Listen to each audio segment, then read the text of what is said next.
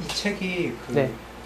그 성인들이 업무를 처리하거나 할 때 되게 도움이 많이 될 것 같거든요. 네. 적용을 해가지고 본다면은 네. 어떤 식으로 이렇게 업무를 하고 있는 게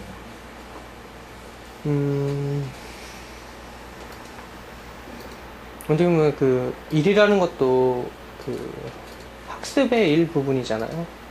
배우면서 계속 하는 거고 계속 시행착오를 겪는 거고 하니까 그런 관점에서 본다면은 내가 이제까지 왜 이렇게 뭐 학습을 못했었는지 그리고 일을 못했었는지에 대해서 한번 되짚어보게 해주는 것 같고요.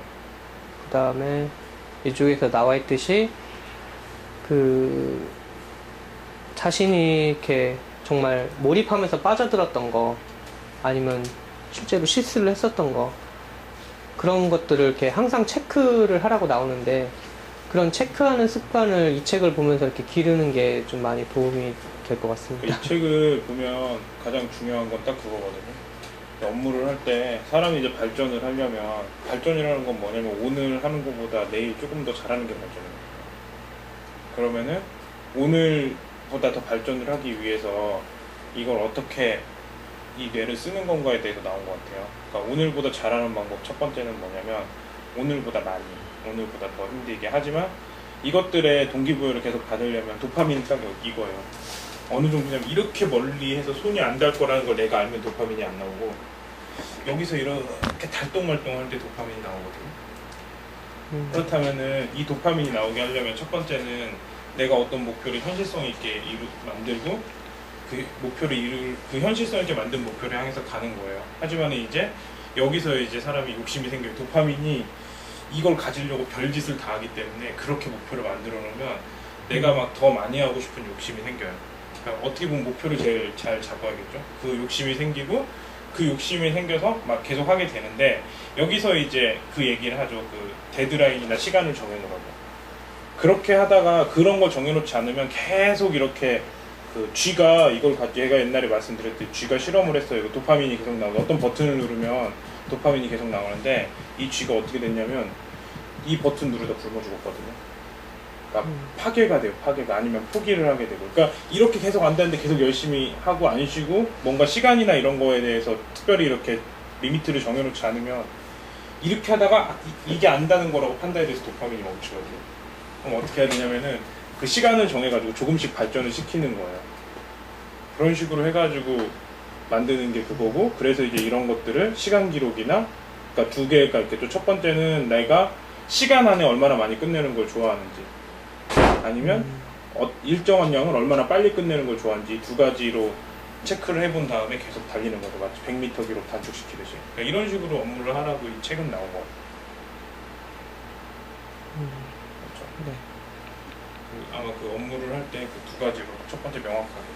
그래서 내가 만약에 이 도파민이 생길 만큼 기분이 뭐 업무를 받았거나 내가 어떤 업무를 하려고 하는데 특별히 흥미가 안 생긴다. 그러면은 이거에 이 일이 끝난 다음에 어떤 의미가 있는지 이 목표가 끝마쳐지면 그거에 대해서 일단 생각을 해보고 그게 지금 생각이 잘 안 된다면 그거에 대해서 토의를 해서 정확하게 그 목표를 찾고 그다음 두 번째는 그래도 이게 좀 할 마음이 안 생긴다면 명확하게 목표를 나누고 내가 할 수 있을 만큼 세분화를 시키고 그렇죠? 그 다음에 이 세분화 시킨 거에서 하나하나 성취를 통해서 좀 더 빠르게 가는 그렇게 해서 끝마치는 그런 식으로 일을 하는 업무 중에 근데 이거는 이제 제가 이제 질문을 할 건데 질문을 하나 드리자면 지금 독서 패턴이 네.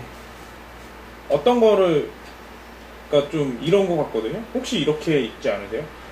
내가 가지고 있는 나를 다 지우고 읽는 게 되게 좋을 것 같은데 그냥 마치 내가 그냥 가지고 있는 선입관이나 내 느낌에 대해서만 막 맞춰보고 있지 않나.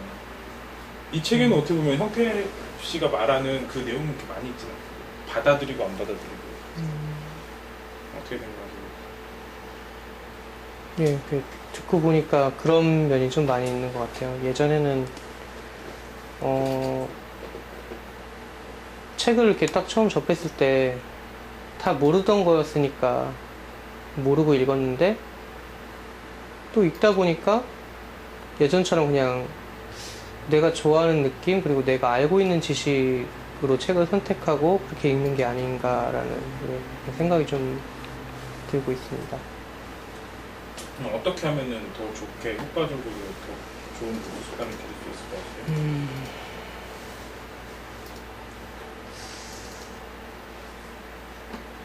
그거에 대한 그 뾰족하게 떠오르는 건 없는데 어떻게 혹시 해주실 말씀이 있으신지요?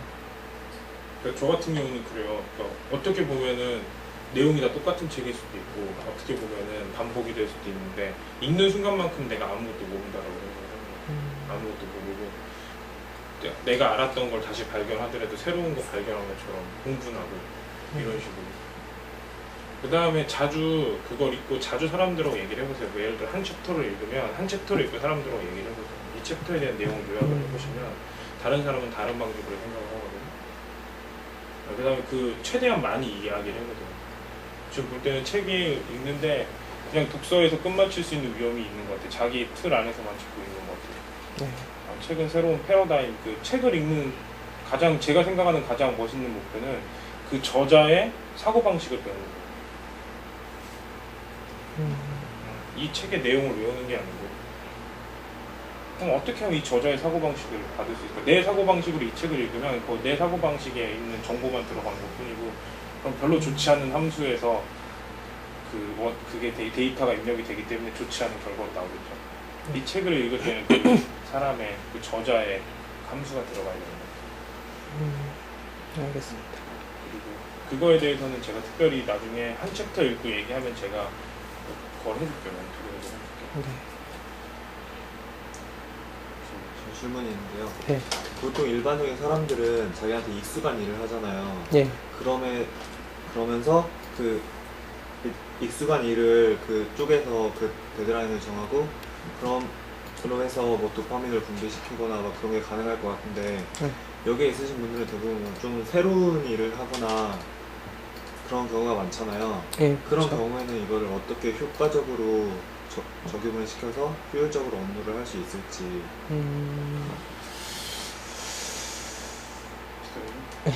그러니까 제일 중요한 건 업무가 중요한 게 아니고 우리가 이 일을 통해서 무엇을 얻고 또 어떤 의미를 갖느냐에 집중을 하는 게 제일 중요한 거예요. 그러니까 우리는 어떤 업무로 모인 게 아니고 우리는 어떤 목표나 어떤 꿈이 비슷해서 보는 거거든요.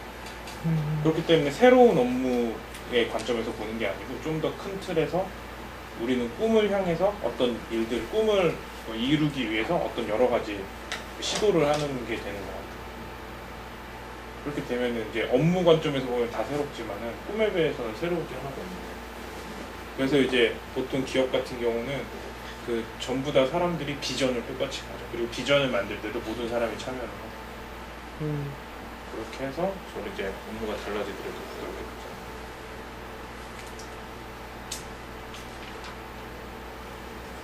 그다음에 좀 자료를 만드는 것도 되게 좋은 일인데 이 자료를 가지고 좀 사람들하고 많이 대화를 해봐야 될 것 같아요. 네.